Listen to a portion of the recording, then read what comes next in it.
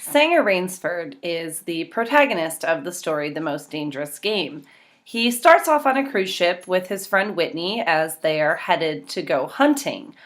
He appears at first as a callous hunter who is only concerned about his own feelings, which we'll talk about in a minute.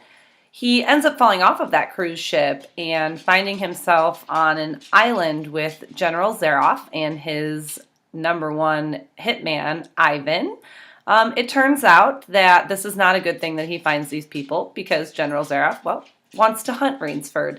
And as Rainsford learns throughout the course of this story, it's really no fun to be the hunted.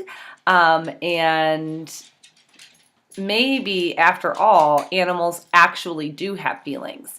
This falls right in a line with one of the main themes of our story, hunted versus the hunters. And at the beginning of the story, his friend Whitney tells Rainsford that he doesn't really feel hunting is all that fun because he thinks that the animals feel pain or they at least feel fear.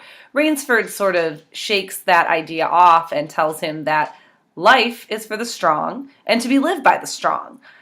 And he has no problem hunting these animals and just thinks, well, if they need to be hunted, they're going to be hunted, and we should just be glad that we're the hunters.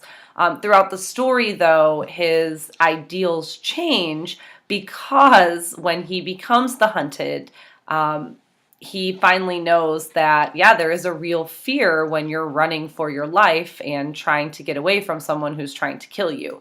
We see this in the novel two different times, or in the book two different times, when he says he now knows what an animal at bay feels like. That in and of itself is Rainsford acknowledging that, yeah, these animals do feel fear and probably pain.